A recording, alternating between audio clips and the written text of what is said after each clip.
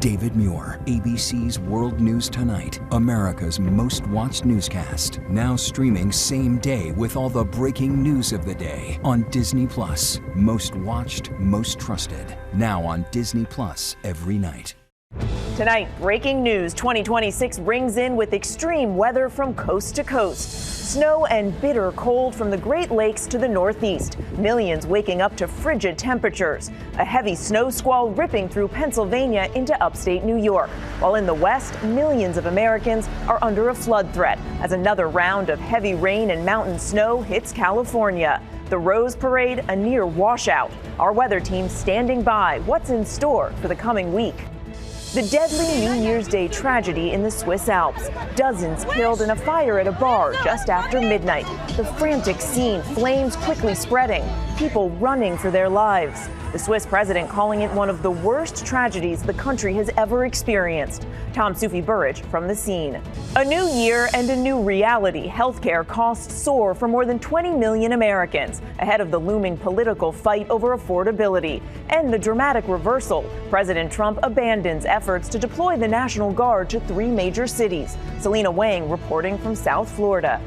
Zohran Mamdani makes history, officially becoming mayor of the country's largest city. The enormous challenges ahead and his message to New York and the world. Aaron Katersky reporting. The new boat strikes, the Pentagon releasing video of one attack officials say killed 5 alleged drug smugglers, and another deadly strike on a convoy of 3 boats. Survivors spotted in the water. Now the race to find them. The urgent manhunt after a dentist and his wife are found dead. Their 2 small children located unharmed inside the home. A dog dumped in a trash compactor comes up really lucky. How she found her forever home. And parents, this one's for you. The annual tradition still going strong. After 50 years, the list of words that wore out their welcome in 2025. From ABC News World Headquarters in New York, this is World News Tonight with David Muir. Good evening, and thank you for starting the new year with us. I'm Mary Bruce, in for David. We begin with the dangerous weather from coast to coast, bitter cold and snow in the Northeast, and another round of flooding and mudslides threatening Southern California. This time-lapse video capturing the snow accumulating over Pittsburgh's Neville Island Bridge. That wider area also getting hit by snow and lightning. Buffalo, New York could see more scenes like these near whiteout conditions. Out west, millions of Americans are now under a flood watch due to heavy rains in Southern California. In Pasadena, rain poured down on the annual Rose Parade for the first time in decades. Parade goers there forced to brave the elements without umbrellas. Our weather team is standing by with the forecast, but first, ABC's Reena Roy leads us off. Tonight, the new year kicking off with extreme weather on both coasts. Along the Great Lakes, new winter storm warnings in effect. People all over Syracuse shoveling and scraping. Some areas could get at least 3 feet of more snow through this weekend. Happy New Year! Just hours after the ball came down in Times Square, powerful snow squalls moved into the Northeast, dumping nearly half a foot of snow outside Pittsburgh, along with lightning and thunder. In the waterlogged West, more rain. Thousands of families in Southern California bracing for the threat of more mudslides, and in Pasadena this morning, it literally rained on the 137th Rose Parade for the first time in 20 years. With no umbrellas allowed, parade goers braving the weather in ponchos, performers getting soaked along the route. Crews sweeping water off the field at the Rose Bowl ahead of the big game between Alabama and Indiana. And Mary, back here in the Northeast, we are dealing with wind chills in the teens from New York City to Boston, and tomorrow morning not looking much better. Mary. Okay, Reena, thank you. So the big question now, when will the East Coast see some relief from this brutal Arctic air? So let's bring in meteorologist Brittany Bell from our New York station WABC. Brittany.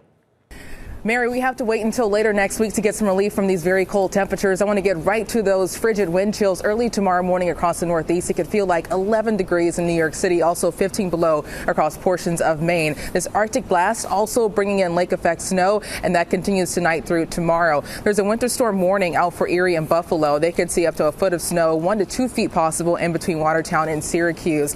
Now, as we head into next week, the eastern half of the country will likely see warmer than normal temperatures and near normal out west. And the last thing they need out west is more rainfall. They will get that Friday, lasting throughout the weekend. A widespread 1 to 2 inches of rain is possible, with up to 2 to 4 feet of snow in the mountains. Mary? Some wild weather to start the year. Brittany, thank you. And overseas now to a New Year's celebration turning deadly as flames ripped through a bar in a Swiss ski resort town. Tonight, a memorial honoring the victims. About 40 people were killed, dozens more injured, and identifying the victims could take days. ABC's Soufi Burridge is on the scene tonight in Switzerland. Tonight, the deadly bar Inferno at a New Year's celebration in a Swiss ski resort. The death toll now standing at around 40 people, with more than 100 injured. This video showing flames spreading on the ceiling in that crowded venue as music blares. Wish! Another video capturing the desperate effort to get out. People was walking on everybody, trying to escape, and a lot of people were screaming. Switzerland's president calling the blaze at the Crans-Montana resort in the Swiss Alps one of the worst tragedies our country has ever experienced. An investigation is now underway to determine the cause, which authorities believe to be an accident. Victoria was in the bar when the fire started and says she saw waiters carrying giant sparklers with bottles of champagne too close to the ceiling. Around the same time it caught fire. The sparklers that were alight were right next to the ceiling. Exactly, and so it took a fire, and I realized, me and my friends, we were the first one to realize that there was fire. Authorities now racing to identify the victims, who are from multiple countries, as desperate families now wait for word.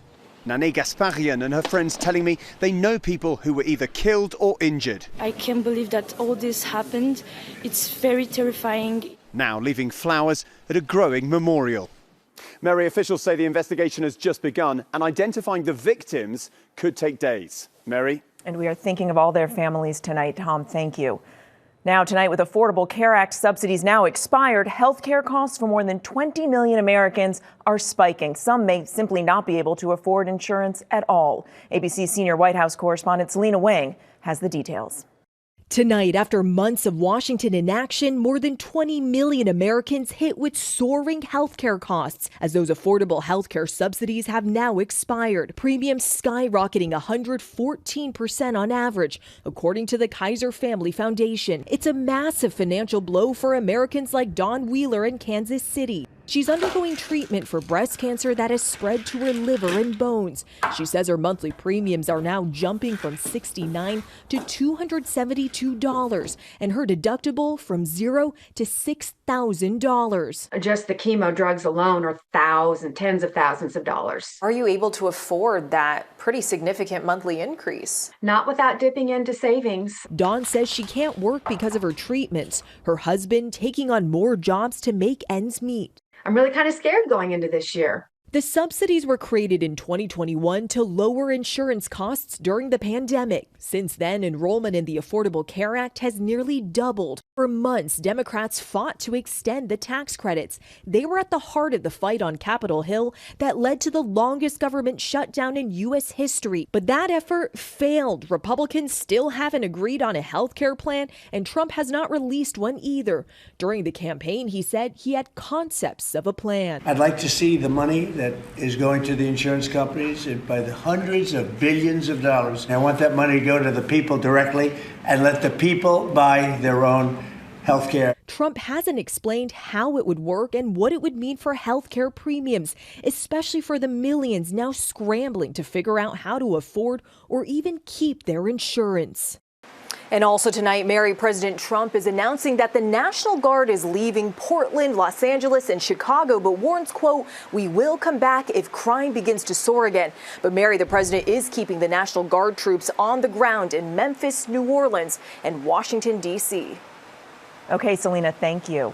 And now to a new era in New York City as Zohran Mamdani is sworn in as mayor. The 34-year-old is the first Muslim and first person of South Asian descent to lead the nation's largest city. Here's ABC's Aaron Katursky.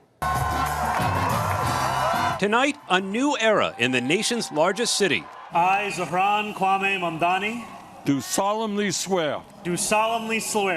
34-year-old Zohran Mamdani, propelled to office by immigrants, transplants, young people, and minority groups, publicly sworn in as New York's first Muslim mayor before a freezing crowd, ushering in generational, religious, and ideological change. I was elected as a democratic socialist, and I will govern as a democratic socialist. Mamdani also extending a hand to skeptics of his ambitious plans to make one of the world's most expensive cities more affordable. If you are a New Yorker, I am your mayor. Mamdani's rise from political obscurity stunned the city and the country, and he's out to prove it was no fluke. So standing together with the wind of purpose at our backs, we will do something that New Yorkers do better than anyone else. We will set an example for the world. Mamdani has already confounded expectations, as you well know, Mary, when he was charming President Trump there at the Oval Office back in November. Tonight, he's on the street talking affordable housing. Mary? A lot of work ahead, Aaron. Thank you. And now to the deadly new strikes on alleged drug boats. The U.S. military targeting 5 more vessels this week. At least 8 people killed over 2 days. But the U.S. military is providing few details. Here's ABC's Mola Langhi. Tonight, new deadly U.S. military strikes at sea. At least 8 killed in separate incidents in just 2 days, according to the Pentagon, who released this new video overnight of 2 vessels being hit, saying the vessels were transiting along known narco-trafficking routes and engaging in narco-trafficking, but providing few details and no location. The Pentagon says 5 alleged drug smugglers were killed. No U.S. military forces were harmed. This comes after the U.S. military targeted what it says was a convoy of 3 boats in the Eastern Pacific Tuesday. The initial strike killing 3 people, at least 6 others surviving, but have not been located. Tonight, the Coast Guard says search and rescue is still underway. At least 115 people have been killed in at least 35 strikes in the Pentagon's escalating campaign against alleged drug traffickers in the Pacific and the Caribbean Sea. But the Trump administration has yet to release evidence of the alleged crimes. The first known strike on September 2nd reportedly killed 2 survivors in a follow-up blast, prompting allegations of a possible war crime, with lawmakers demanding answers from the mission commander. The Trump administration claims strikes like this week's target drug flow into the U.S., but White House officials have also indicated they may be part of a larger pressure campaign to oust Venezuela's authoritarian leader, Nicolas Maduro, who the Trump administration accuses of supporting the drug trade, which he denies. Well, Mary, the president's pressure campaign has sparked condemnation and concern from members of both sides of the aisle who argue these strikes amount to extrajudicial killings, possibly even war crimes, Mary. Mola, thank you. Now to the manhunt after a chilling discovery in Columbus, Ohio. A dentist and his wife found shot to death inside their home. Their young children were also inside, but safe. Here's ABC's Ike Ejiochi. Tonight, police cars and crime scene tape surrounding a Columbus, Ohio home in Wineland Park, a historic close-knit neighborhood now gripped by fear. Inside, officers say 37-year-old dentist Spencer Tepe and his 39-year-old wife Monique, parents of 2 young children, were found shot to death Tuesday after multiple 911 calls from friends and co-workers, this one asking for a welfare check when he didn't show up for work. He is always on time, and he would contact us if there was any issues whatsoever. And we can't get in touch with his wife, which is probably the more concerning thing. Investigators say there were no obvious signs of forced entry and no gun recovered at the scene, and they do not believe this was a murder-suicide. 2 small children were found inside the home unharmed. Tonight, a small memorial of sunflowers and roses just steps from their front door. Mary, police are still searching for answers, and they're asking anyone with information to contact them immediately. Mary? Thanks, Ike. We know you'll stay on this. And across the country tonight, the new year brings new laws impacting how we work, live, and play. Minimum wage increases from coast to coast in nearly 20 states, impacting more than 8 million workers. Washington state now has the highest minimum wage at $17.13. And new paid family and medical leave programs taking effect in Minnesota, Maine, and Delaware, where eligible employees can now take up to 12 weeks per year. And when we come back, the list of words that overstayed their welcome in 2025. Parents, this one is for you. And an historic landmark is devastated by fire just after midnight on New Year's Day. 2 planes clip wings on the tarmac in North Carolina, and the pup who landed on her feet after a harrowing ordeal. Next tonight, a mishap at Raleigh-Durham International Airport. 2 planes clipping wings on the tarmac. Authorities say an Avelo aircraft that was being towed clipped a parked Southwest plane. No one was on either plane, and airport operations were not interrupted. And overseas now to a historic Dutch church devastated by a fire on New Year's Day. The flames triggered evacuations and caused extensive damage to the 150-year-old Amsterdam cultural landmark. No word tonight on the cause. And when we come back, the terrified pup who caught a really lucky break, and the words that some say got too much use in 2025. To the index now, a university in Michigan is out with its annual list of words that they say wore out their welcome in 2025. Topping the list, you guessed it, 6'7", a catchphrase for kids. 6'7" is followed by demure, cooked, massive, and rounding out the top 5, incentivize. And a happy ending for a Southern California pup who almost didn't make it. The 1-year-old terrier mix, now known as Flan, was discovered inside a trash compactor by a Gardena police officer who heard her whimpering on Christmas Eve. That same officer and his family adopting Flan, giving her a forever home. And when we come back, ringing in the new year around the globe. And finally tonight, the world celebrating a new year and a new beginning. There was excitement around the globe last night as billions gathered to ring in 2026.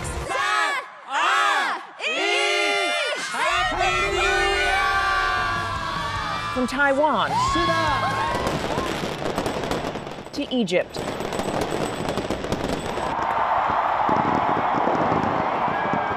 and Rio de Janeiro, where crowds packed more than 2.5 miles along Copacabana Beach to watch a 12-minute fireworks display.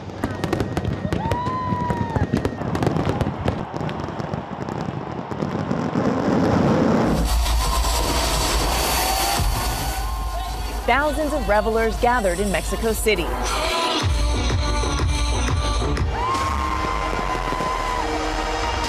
In Berlin, a spectacular fireworks display over the Brandenburg Gate.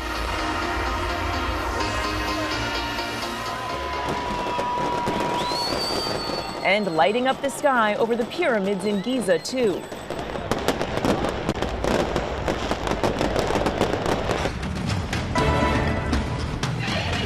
In China, the new year welcomed with a spectacular light show at the Great Wall.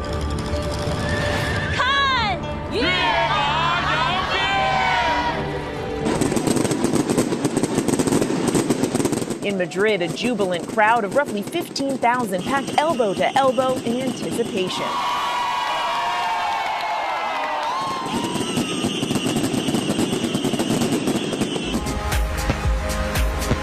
In Paris, the city of lights living up to its name, the Champs-Élysées sparkling. From every corner of the world, people coming together, sharing a countdown and a common experience.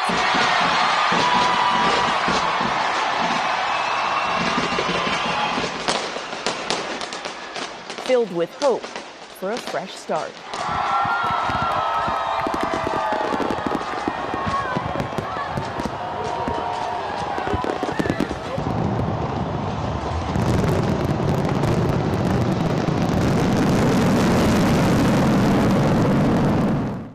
And a very happy new year from David and all of the team. I'm Mary Bruce. Thank you for watching. Good night.